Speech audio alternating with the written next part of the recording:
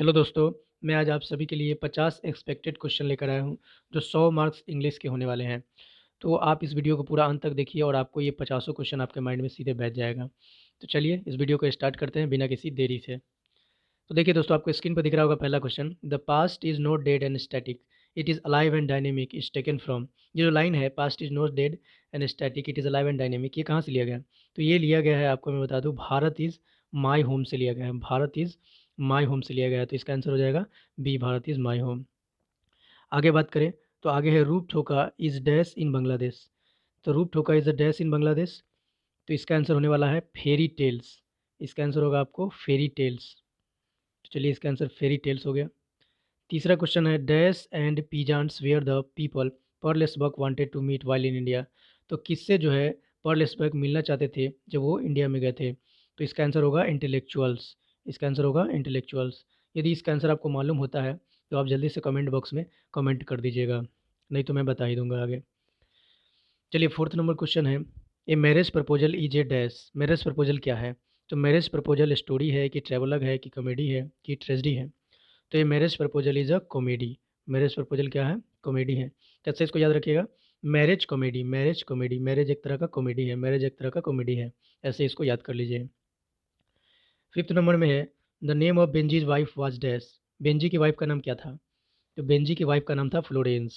Benji की wife का नाम था फ्लोरेंस, तो आपको याद रखना है बेंजी की वाइफ का नाम था फ्लोरेंस। Benji wife Florence. चलिए नेक्स्ट बढ़ते हैं, नेक्स्ट 6 नंबर क्वेश्चन की तरफ बढ़ते हैं। 6 है, the curio dealer sold the god to a wealthy dash. Curio dealer sold the god to a wealthy dash, तो इसका आंसर होने वाला है कलेक्टर। इसका आंसर हो जाएगा कलेक्टर, याद रखिए इसका आंसर हो जाएगा कलेक्टर। कलेक्टर मतलब जो इकट्ठा करने वाला था, जो गॉड्स को इकट्ठा करता था उसको भेज दिया। तो यदि आप कहानी पढ़े होइएगा तो आपको पता होगा। चलिए 7 नंबर क्वेश्चन है, Martin Luther King Junior refers to ghetto meaning dash. Martin Luther King Junior का घेट्टो का क्या अर्थ है? मतलब वो घेट्टो किसको बताते हैं? एफ्लुएंट एरिया को बताते हैं, स्लम एरिया को, वेल्दी लोकेलिटी को, कि कमर्शियल एरिया को? तो ये बताते हैं स्लम एरिया को, तो इसका आंसर बी होने वाला है स्लम एरिया। 8 नंबर में है, Burton Russell was a philosopher and a dash. Burton Russell क्या है? फिलोसफर है और क्या है? तो बर्टन रसल फिलोसफर और उसके साथ साथ वो मैथमेटिशियन है, तो इसका आंसर हो जाएगा सी। देखिए दोस्तों, आपके लिए मोस्ट इंपॉर्टेंट क्वेश्चन मैं लेके आया हूँ, तो वीडियो को पूरा देखते रहिए और आपको सारे क्वेश्चन याद हो जाने वाले हैं।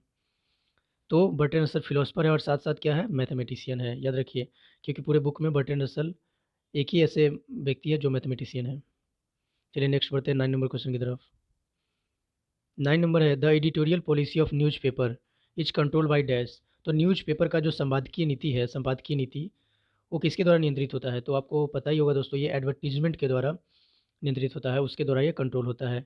टीवी पे क्या दिखाना है, ये सारा चीज़ जो है कंट्रोल करता है एडवर्टीजमेंट, जो विज्ञापन जो होता है ना, वही ये सब कंट्रोल करता है मीडिया को। चलिए तो 10 नंबर में है, nurses dash will not last. Nurses dash will not last, तो इसका क्या आंसर होने वाला है? ये आपके पोएम का एक लाइन है। फ्लावर्स होगा कि स्टोन होगा, सन होगा कि रिवर्स होगा? तो इसका आंसर होगा नर्सेज फ्लावर्स। इसका ए होने वाला है फ्लावर्स। 11 नंबर में आते हैं, तो 11 नंबर में दिया गया है, who among the following is a metaphysical poet. इनमें से कौन मेटाफिजिकल पोएट है? तो मेटाफिजिकल पोएट आपके बुक में एक ही है और आप सभी को पता भी होगा, जॉन डन। जिनको नहीं पता है वो याद कर लीजिए, John Donne. John Donne is a metaphysical poet और इनको मेटाफिजिकल के पायोनियर भी बोला जाता है। 12 नंबर में है, Macavity is a full of dash. Macavity is a full of dash. Macavity किस चीज़ से भरी हुई थी? तो मैकाविटी धोखाधड़ी से भरी हुई थी, फुल ऑफ डिसीट, तो इसका आंसर होने वाला है ए, डिसीट। इसका आंसर होगा डिसीट। चलिए नेक्स्ट बढ़ते हैं 13 नंबर क्वेश्चन की तरफ। 13 नंबर में है, Walter de la Mare belongs to the dash. Walter de la Mare belongs to the dash, तो वाल्टर डिलामेयर किस एज से बिलोंग करते हैं? ऑगस्टन से, क्लासिकल से, जैकोबियन से या मॉडर्न से? तो ये बिलोंग करते हैं मॉडर्न एज से। 14 नंबर में है, the poetess in my grandmother's house desires for dash from strangers. तो the my grandmother's house की जो कवित्री है वो किस चीज़ के लिए डिज़ायर करती है, किस चीज़ की इच्छा करती है? तो वो दूसरों के घर, अजनबियों के घर लव का डिज़ायर करती है, तो इसका आंसर हो जाएगा बी। नेक्स्ट 15 नंबर है, the poet was at the water trough to dash. The poet was at the water trough to dash, यानी पोएट जो है वाटर ट्रू के पास क्या करने वो गए थे? तो वहाँ पे वो गए थे अपनी प्यास को बुझाने के लिए।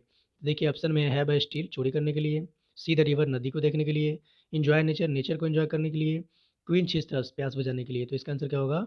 इसका आंसर हो जाएगा डी, प्यास बुझाने के लिए। So simple question. Next move to the 16 number question. Rupert Brooke died of. Rupert Brooke कैसे मर जाते हैं वो? हार्ट अटैक से, ब्रेन हेमरेज से, किडनी फेलियर से या सेप्टिसेमिया से? तो ये मर जाते हैं सेप्टिसेमिया से, तो इसका आंसर हो जाएगा डी। चलिए दोस्तों, तो ये 16 हुए। 17 क्वेश्चन की तरफ। 16 है arms raise steeply to reprove dash is taken from. Arms raise steeply to reprove, ये कहाँ से लिया गया है? ये सॉन्ग ऑफ माई सेल्फ से लिया गया है, या स्नेक से, या now the lips are falling fast से, या ओ टू ऑटम से? तो आपको पता होगा ये पोएम का लाइन है now the lips are falling fast से, तो इसका हो जाएगा C answer, now the lips are falling fast. ये सारे क्वेश्चन बहुत ही इंपॉर्टेंट है, आप पूरा बने रहे वीडियो में।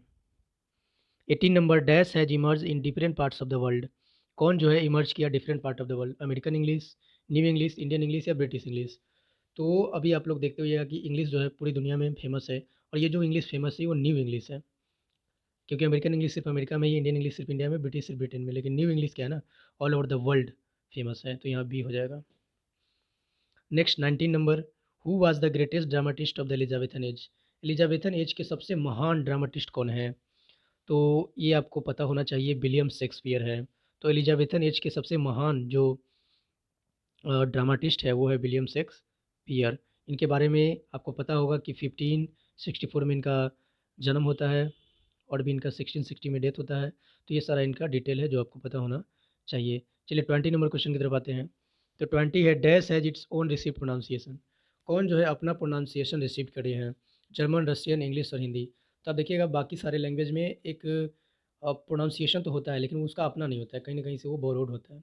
लेकिन इंग्लिश क्या है? इंग्लिश बोरोड लैंग्वेज है, लेकिन इसका प्रोनाउंसिएशन खुद का है, इसलिए इसका आंसर हो जाएगा बी इंग्लिश। उसके बाद 21 नंबर क्वेश्चन है, who wrote the Gitanjali. The Gitanjali को किसने लिखा है?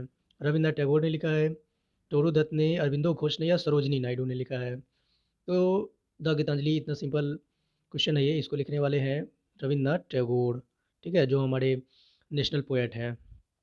22 नंबर क्वेश्चन है, the word drama comes from. ये जो वर्ड है ड्रामा, ये जो पर्टिकुलर वर्ड है ड्रामा, ये ड्रामा जो वर्ड है ना, ये कहाँ से आया है? तो ये ड्रामा वर्ड आया है ग्रीक से। आपको याद रखना है, ड्रामा वर्ड जो आया है ग्रीक से आया है, तो Greek is the right answer of this question. Next 23 question. 23, who belongs to Australia. Australia से कौन बिलोंग करते हैं? तो ऑस्ट्रेलिया से अंतोन चेको बिलोंग करते हैं, या जर्मन ग्रीड, या महात्मा गांधी, या एची वेट्स? तो महात्मा गांधी तो सबसे पहले नहीं बिलोंग करेंगे क्योंकि इंडिया से है। अंतोन चेको ये भी नहीं करेंगे, इंग्लैंड से है। एची बेट्स ये भी इंग्लैंड से है। एक ही बचती है जर्मन ग्रीड, ये कहाँ की है? ये ऑस्ट्रेलिया की है। तो German greed is the right answer of this question. Okay guys, next 24 number question. A man is not necessarily happy because he is rich or unhappy. A man is not necessarily happy because he is rich or unhappy. तो ये बहुत ही अच्छा line है, because he is poor is taken from. ये कहाँ से लिया गया है कि एक इंसान जो है ना अपनी ज़रूरत के हिसाब से खुश नहीं रह सकता है, और ना ही अमीर रह सकता है। क्यों? क्योंकि वो पुअर है, यानी गरीब है तो वो खुश खुश नहीं रह सकता, अमीर है तो वो खुश रह सकता है। तो इस तरह का कुछ लाइन है, और ये भारत इज़ माई होम से बिल्कुल नहीं है, how free is the press से भी नहीं है, ideas that have film and से भी नहीं है। एक ही बचता है इंडियन सिविलाइजेशन कल्चर, तो एक आंसर हो जाएगा इसका। इसका हो जाएगा ए। देखिए दोस्तों, बहुत सारा क्वेश्चन आपको ऐसा मिलेगा जो आपको पता नहीं रहेगा, तो उसमें क्या करेंगे ना, उसमें देखेंगे कि ये लाइन कहाँ से हो सकता है। 4 ऑप्शन रहेगा, उसमें से 3 को हम लोग छाड़ देंगे, और 4 में से 4 रहेगा ऑप्शन, तो 4 में से क्या करना है ना, एक को देखेंगे, ये अगर नहीं है कट करेंगे, दूसरा देखेंगे, दूसरा नहीं है कट करेंगे, तीसरा देखेंगे, ये भी नहीं है कट करेंगे। जब 3 कट हो गया तो बच्चा चौथा, तो चौथा ही इसका सही आंसर होने वाला है। तो ये चीज़ आपको माइंड में बैठा के रखना है। 25 नंबर क्वेश्चन है, what कैरेक्टराइजेज new India after independence. आज़ादी के बाद कौन सा विशेष है जो न्यू इंडिया को बनाता है? तो आज़ादी के बाद क्या हुआ? क्वाइट कॉन्फिडेंस एंड अनइलिंग आइडियलिज्म, ये इसका लाइन हो जाएगा। इसका आंसर ए हो जाएगा बिल्कुल। 26 नंबर क्वेश्चन है, the hobby of collecting God's is called dash dash pass time in the artist. तो ये द आर्टिस्ट से क्वेश्चन है, द आर्टिस्ट में जो कलेक्टिंग गॉड्स था, जो कद्दू को इकट्ठा करने का जो तरीका था, जो हॉबी था उनका, वो क्या कहलाता था? वो इफीमिनेट कहलाता था। इफीमिनेट कहलाता था। कद्दू इकट्ठा करने का जो तरीका था जो बच्चे का, उसमें जो एक बच्चा होता है सेबी नाम का, तो वो एफीमिनेट कहलाता था। 27 नंबर क्वेश्चन की तरफ बढ़ते हैं। कड़ा the burning ghat erupted prosperations is taken from, ये लाइन कहाँ से लिया गया?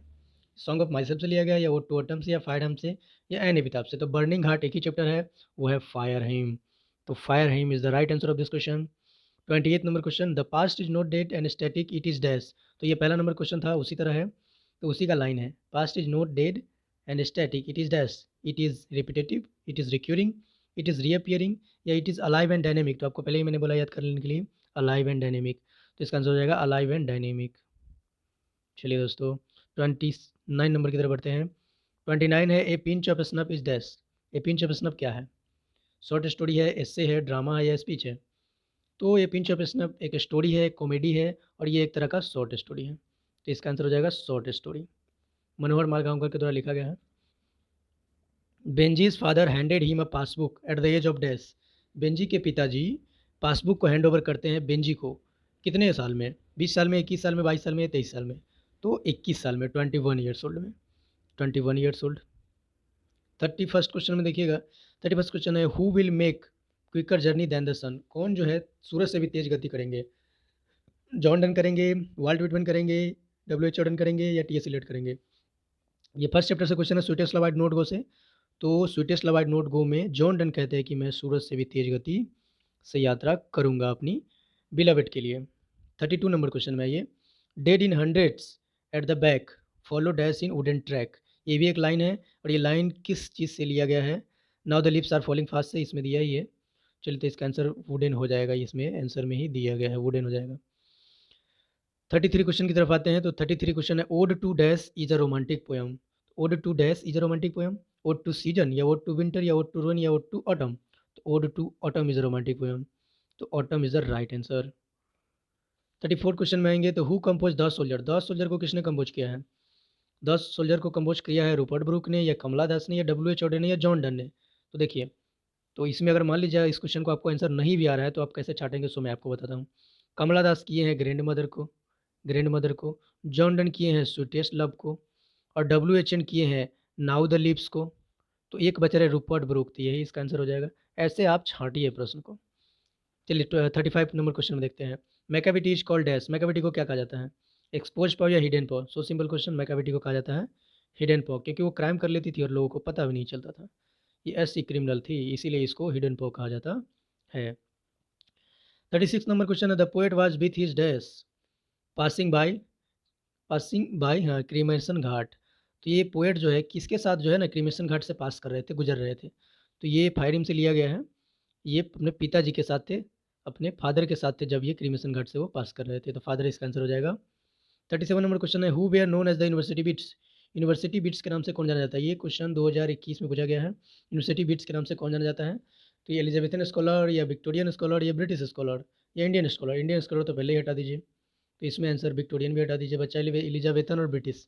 तो ज़्यादातर जो यूनिवर्सिटी बीट्स थे जैसे क्रिस्टोफर मार्लो और भी लोग थे, ये थे एलिजाबेथन स्कॉलर, तो इसका आंसर हो जाने वाला है एलिजाबेथन स्कॉलर।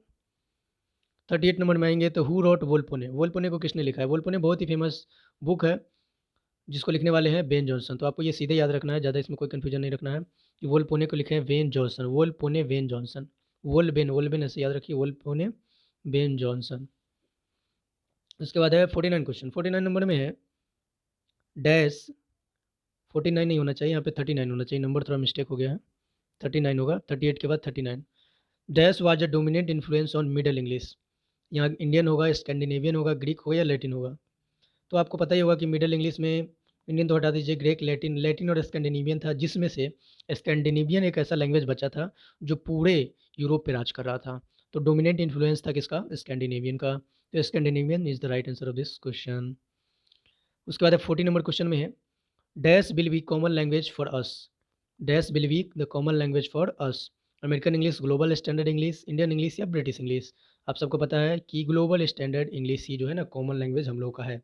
क्यों? क्योंकि अमेरिकन इंग्लिश अमेरिका में, इंडियन इंग्लिश इंडिया में और ब्रिटिश इंग्लिश ब्रिटेन में। तो बच्चा ग्लोबल स्टैंडर्ड लैंग्वेज जिसको न्यू इंग्लिश भी कहा जाता है, इसी को हम लोग न्यू इंग्लिश भी कहते हैं, इसी को हम लोग क्या बोलते हैं? New English. ठीक ना, इसी को हम लोग बोलते हैं न्यू इंग्लिश, जो बहुत ही फेमस लैंग्वेज है हम सभी के लिए। तो ये रहा 40 क्वेश्चन, 40 ही क्वेश्चन है, 10 क्वेश्चन आपको फिर मैं अगली वीडियो में प्रोवाइड करवा दूंगा। तो आपको इसको रट लेना है माइंड में, क्योंकि इससे कुछ ना कुछ क्वेश्चन 10-12 क्वेश्चन आपको एग्जाम में आने की संभावना बिल्कुल बिल्कुल है। और इसके साथ मैं कोटेशन के साथ इस वीडियो को मैं एंड करने वाला हूँ। आप लोग के लिए जो कोटेशन है, कोटेशन को ध्यान से देखिए। Success occurs when opportunity meets preparation. सफलता तब होती है जब अवसर मिलता है आपकी तैयारी से। जब आप तैयारी अच्छा से करिएगा और आपको अवसर मिलेगा तभी आप सफल होइएगा। ऐसा नहीं कि आपको मौका मिले और आपके पास किसी भी चीज़ का तैयारी नहीं है तो आप सफल नहीं हो पाएंगे। तो आप तैयारी इतना हार्ड कर लीजिए, इतना खामोशी से और इतना बढ़िया से कर लीजिए ताकि आने वाले एग्ज़ाम में सफलता आप ही को मिले। तो ये जो लाइन है success occurs when opportunity meets preparation, इसका आप पूरा-पूरा मतलब अपने दिमाग में बैठा लीजिए कि अब तैयारी भी करना है, तभी तो अवसर मिलेगा तो आपको सफलता मिलेगी। तो चलिए दोस्तों, best of luck for your exam. फिर मैं आपको अगले वीडियो में इसी तरह क्वेश्चन लेकर आऊँगा। थैंक यू दोस्तों।